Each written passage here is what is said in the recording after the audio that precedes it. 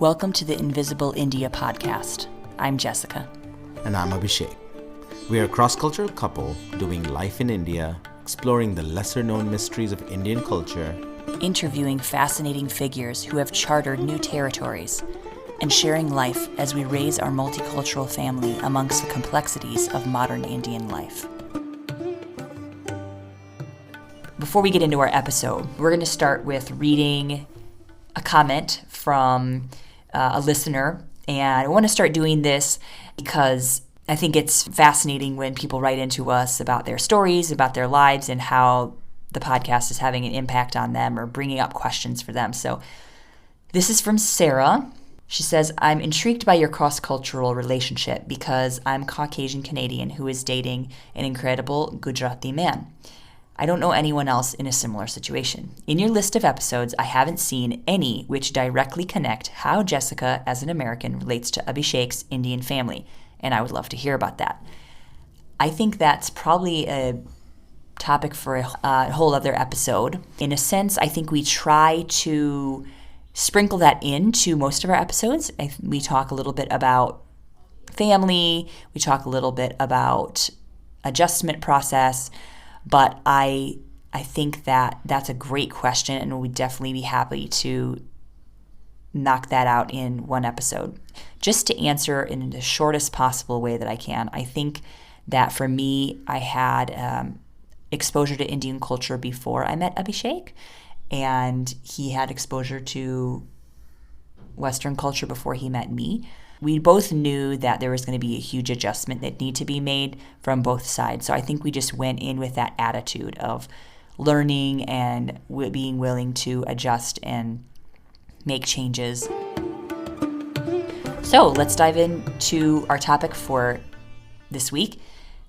A few weeks ago, we got back from Central or Eastern Europe, as some call it. Some of you who are from there, you can tell us how you prefer that region of the world to be classified, where Abhishek had a meeting, and it just so aligned with Diwali Chutti and another local festival that also gives us a number of days off. Basically, in 18 days, we hit 6 countries, 5 currencies, 8 hotels, and I don't know how many languages. It was intense, right? yes, it was very intense and intentional. It was a part of the world that I had never really seen before or imagined what was going to be like. Well, I had imagined what it was going to be like, but it was another thing to be there and experience it ourselves. It was the right weather, I believe. It was the right climate to be there. I think it wasn't very cold, but it was just cold enough that we could manage coming from India, having enough winter clothes to do it. We were definitely not as prepared for the winter because it doesn't get that cold where we live in India, but it was on the colder side in October. I think I was just really amazed by how developed it is. Just seeing another part of Europe, because I'm still exploring what Europe is like, and been to England. That's it, England and Finland. So you were in Italy. Oh yeah, that. And I've been to Madrid for a few hours, but it's nice to see another part of the world. Yeah, it was a blessing to be able to go. Yeah, it wasn't relaxing, right?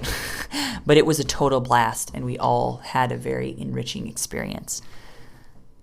I couldn't really figure out how to synthesize the information from our trip, so I'm just going to talk about its personal effects on us. And as I thought about it, I realized that other Indian people or people from this region who visit Europe might enjoy hearing this. Maybe people who are in cross-cultural relationships might enjoy hearing about the things that we learned and observed while we were there. Yeah, there are plenty of travel bloggers out there that have all these really nice YouTube channels that give a lot more information. So we want to talk about some of the cultural aspects and observations that we made as a cross-cultural family. Just to preface, we were at the point where we really needed a vacation, and it just so aligned with Abhishek's work trip. So basically, we were coming at this not from taking a 2-week vacation from our work where we're flying from America somewhere else in Europe where we're just popping in for a couple of weeks. You know, we're coming from a really different society here. We're pretty embedded in our lives here. in the part of India we live in, things like toy stores that are well organized are just overwhelming for us and for our kids. Things like efficient public transportation where it's not crowded are kind of overwhelming and a huge treat for us. So this is the kind of things that we were looking for. And I think one of the major things that we were really hoping for was to be reminded that the rest of the world doesn't function like our corner of India. We don't leave India that frequently, so that was kind of something we were looking forward to being reminded of. Our itinerary. We started out in our city, and then we flew to Delhi, one day in Delhi. We were in Warsaw for, I would say, 24 hours with all the transportation that we had to do. So we got to see like the downtown area of Warsaw. We got to just eat some local food. Pierogies ones. Enjoyed ourselves for a few hours. It was basically taking rest to catch our next flight. And we had an Airbnb that we had booked. I don't know, it's one of the things to think about is like we have a pretty low budget travel generally. So basically it takes time to hunt down a decent place that is still whatever, like quite affordable for 3.5 people family. So yeah, so it was one of those deals. Definitely parts of Eastern Europe and Central Europe are not as cheap anymore. That's what I have been told. It's definitely cheaper than Western Europe, but definitely not as cheap as like East Asia or Southeast Asia countries like Thailand, Malaysia, and places like that, or Vietnam, Cambodia, Laos, whatever it is, or India for that matter. In India, you can still find pretty decent deals. You could find in Delhi an Airbnb for $20-$30 a night, whereas like a decent one, yeah, $40, $20 to $40 you can find a decent deal. And if you're a single person, then yeah, definitely. But even if with a family, you can find something along those lines. But in Eastern Europe, you have to see more like 50 to 60 or 70, whatever. So dollars. US dollars, yeah. US dollars, which is, yeah, you can convert it. If you're an Indian, you know how to convert currency in your mind because your math is really good. And just like a good Indian, the first thing you talked about on this podcast was how to find the cheapest stuff possible. Yeah. Thanks, hon. Appreciate it. Yeah. So basically, 4 places we went to: Warsaw, Budapest, Vienna, and Prague. I think Prague is the most touristy. And then it'll be Vienna, and then it'll be Budapest, and then it'll be Warsaw, in that order. Yeah. So basically, what do you mean by touristy? Touristy meaning like gobs and people, lots of like flocks of people from different countries flocking to these monuments and doing Instagram and Facebook pictures, and basically I noticed a lot of Chinese and Japanese tourists as well as everybody else. A few Indian tourists. I did notice that there were a few Indians who are working in all of these cities, most likely in IT.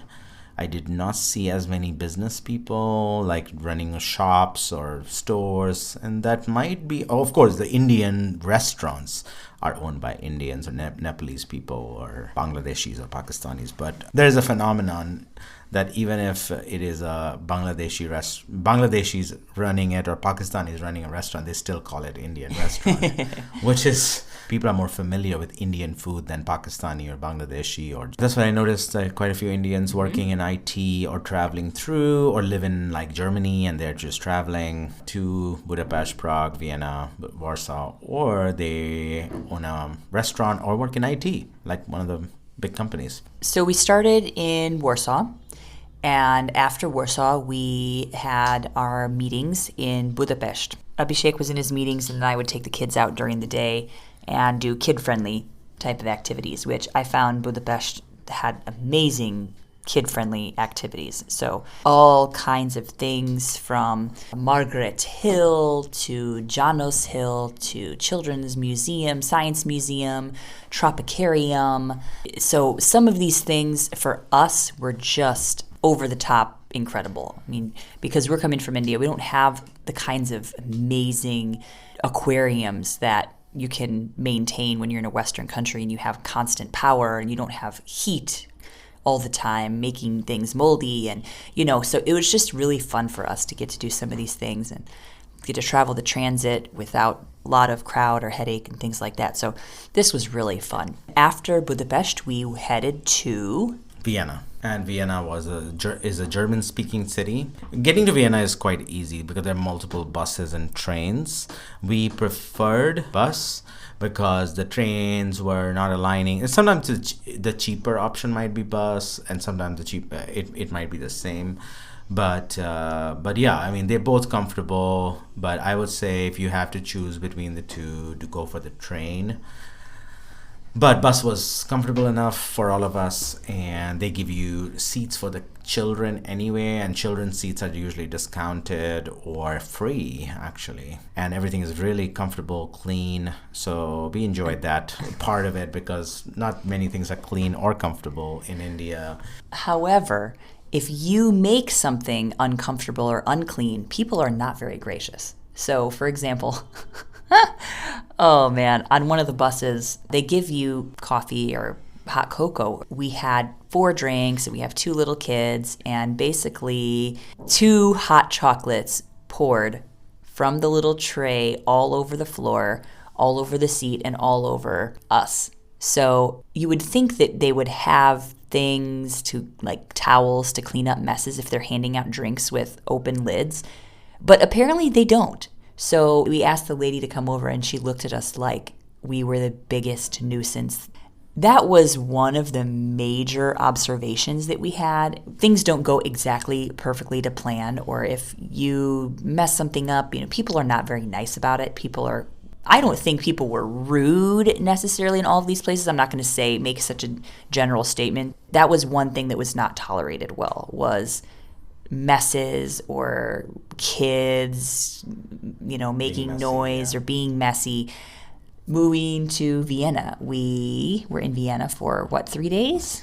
It was really cold. A couple of days, short time. And we stayed in an Arab neighborhood.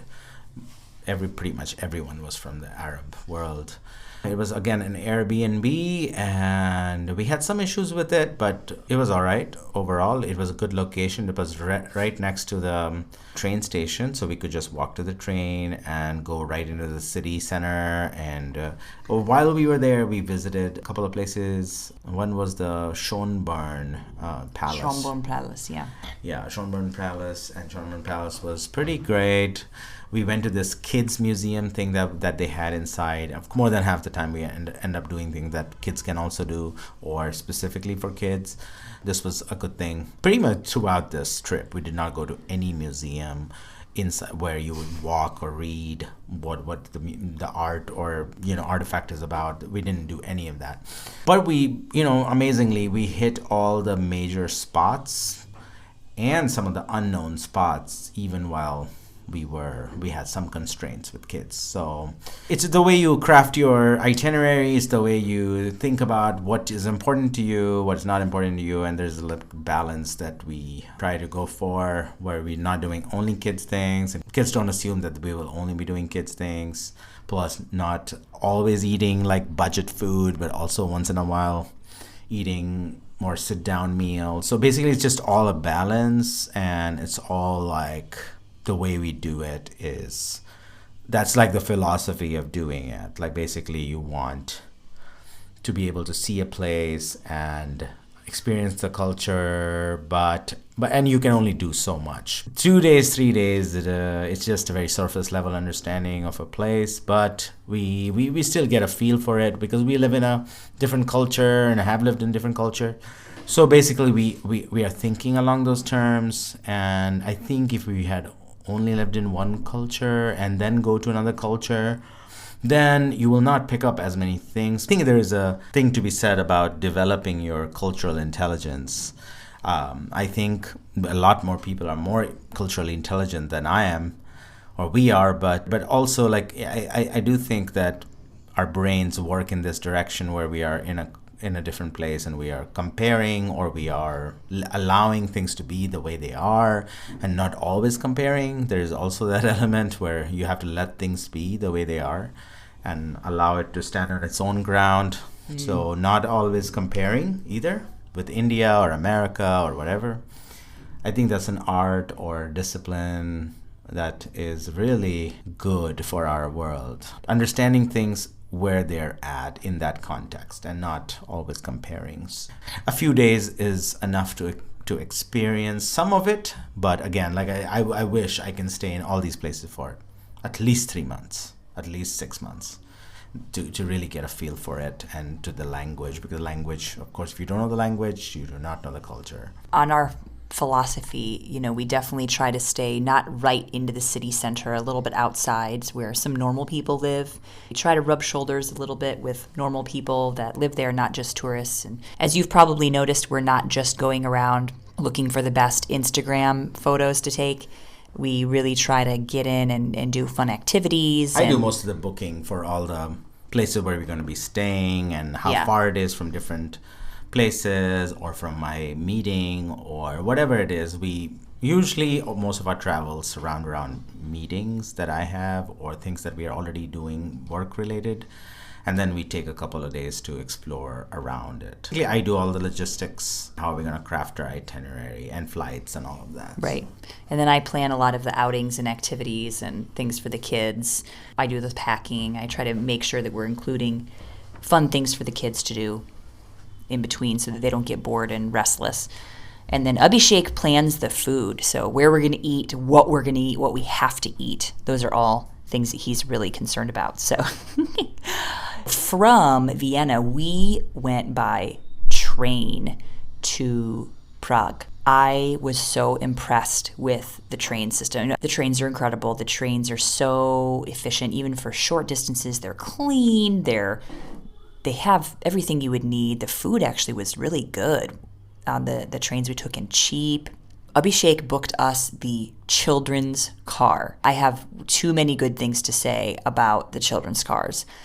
It was so fun. They had a TV in there, which we were like trying to figure out how to turn off so our kids weren't mindlessly droning on and watching TV for hours, but we couldn't really do anything about that.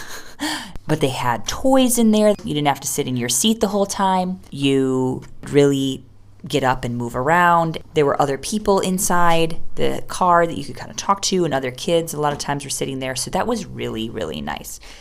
When we got to Prague, it felt like a very different city from everywhere else we had visited. The tourist area of Prague was just huge. It's very compact. Tourist area of Prague, which you will find out, listen to any YouTube video or read anything about Prague. Prague is basically a walkable city, and a lot of cobblestone walks, and things are compact, and you could cover most of the central places to see within an hour or two of walking. If you are in the right health to walk, then I think that's the best way to explore. You could take taxi and stuff, but it'll probably be more headache to do that. You won't be able to see the stores or things along the street. Even our 5-year-old walked the entire time. I mean, one day 16 kilometers. One day he walked 16 kilometers, which is like 9 miles. 10 miles something. And he only complained once. I mean, it was just so fascinating. There was so much to do, so much to see, and so many snacks, really. That's kind of how we kept our kids motivated. Okay, let's keep walking. We'll get some fries. Snacks. There were so many different snacks and delicious things to eat along the way. Did not eat much of local food, honestly, though. But all the local fast food we ate, but we did not eat it. Every place we went, we tried to have one meal that's like a traditional restaurant, where you would have food that people eat in their homes, in their, like when their grandparents and parents get together, that kind of food. And that food was not my favorite, of course, because it doesn't have much spices or doesn't have a lot of strong flavor. But it was, for what it was, it always gives me, again, the principle of letting things be as they are and enjoying them in their own original and not comparing. Since we're talking about food, a lot of the food, of course, is, I don't know how else to say, but like meat and potatoes type of stuff in this part of Europe. Pastries and coffee, of course. So if you don't like that kind of stuff, or if you're a vegetarian, you definitely have to do some searching to find but there's a lot good of stuff. modern food everywhere. There's like Right. Yeah. Budapest, Prague, I think the gastronomy of these places are at par with any big cities in Europe or America. Like you will have amazing burger places, and you will have pizza places everywhere. Yeah. And you have Arab food, like a kebab. That's not as big of an American thing. Maybe big cities in America, like New York, LA maybe has some of the, or Detroit has a lot of this. But I would notice how many kebab places were there in Vienna. Most parts of Europe that drinking alcohol is totally normal. So you'll find people just having one glass of wine or nice beer or something with their dinner. And so that's something just to be aware of if you don't drink or whatever. It's not like you have to, but it's just very normal. And since we're talking about drinking, let's talk about smoking. Everybody knows in general, Europeans smoke a lot more than Americans, Canadians, etc. My goodness. Not trying to be judgy or anything, but man, we had a really hard time with the smoke. People were just smoking everywhere, and even at the place we stayed, we had some issues with smoke. So if you're staying in an Airbnb, just to say, in Europe, it's not required for anyone to write smoking. Unless they specifically say that it's non-smoking, you can assume that it is a smoking Airbnb. So just something to be aware of. It did not feel like it was a very kid-friendly environment at all. We don't expect people to cater to our kids everywhere we go. They need to learn to sit quietly, and they need to learn to be obedient, and they need to learn not to throw fits and things.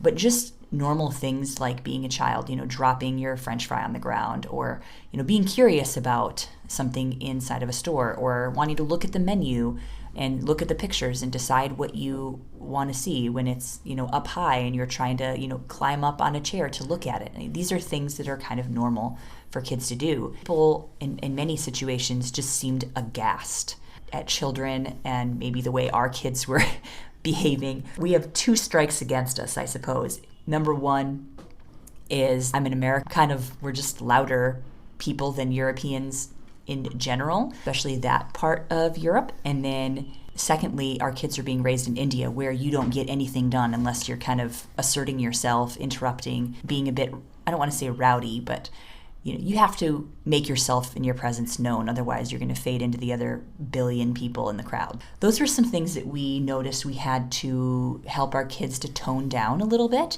And they did kind of eventually figure it out near the end of the trip. But that was a bit stressful for us. And this is probably one of the biggest takeaways I had from the trip. Yeah, and being a cross-cultural couple, we did not see many cross-cultural couples in these places, because I think language barrier is a big thing. A lot of people cannot have long conversations in English, unlike Germany and Netherlands, some other countries that speak English very fluently. Everyone could speak some, which is amazing, but we didn't notice a lot of cross-cultural couples in these places. And some of you who are listening, we know who you are, who live in these countries and are married to Indians. We just want to say a special salute to you. Thanks for listening to our podcast, and please critique us and let us know if we've got any of this stuff wrong about your country. Mm-hmm. But it's just a perception, it's just experience for being there for that time period in that part of the year and in those neighborhoods. So things could be very different in other neighborhoods. Mm-hmm. Maybe it was the first or the second day when we were in a park. My kids were the only kids yelling in the park. And they weren't yelling angrily. They're like, hey, mama, idhar aao, mama, look at this. Mama, dekho, idhar dekhiye, mama, main slide pe ja raha hu, main jhula jhul rahi hu, aise. They were just talking excitedly, and people weren't staring at us, but I noticed we were the only ones that were even making a peep. It's like, how do these people do this? Why are they so quiet? When did the kids yell and run around? And I don't know. Someone, please let us know if you're from one of these places we visited, and how do you manage your kids in public? How do you manage your kids at the park, in restaurants? I did not understand, because clearly we weren't doing what was culturally appropriate by letting our children express how much they liked the sandwich they were eating or whatever. And so we had some people actually even complain about us. And there was one really grouchy guy that complained about us because our kids were excited about their food, and it was just sad. I don't know why that is. I wonder if it's because of the individualistic culture, if it's, declining birth rate, or people just aren't taking their kids out as much, people aren't having as many kids, or is it just that we were in some of the touristy areas and people don't take their children there? I'm not really sure. Is it because we're a mixed race couple and people were looking at us weird? I really don't know how to determine people's looks or comments or giving us the side eye. Now, give that to say we did meet some really nice people. So I want to give hats off to the wonderful, nice people that we met that helped us and were able to give us some tips and advice. Some takeaways, I would say, just major from the trip. After Prague, we went through Slovakia for just one day. We went back to Budapest, finished our time there. Just some takeaways from the trip. I would say that we definitely noticed, food culture is important, drink culture is important, being aware of the environment seems to be quite important. People respect their culture, they want to retain their culture and language, and yet be global at the same time.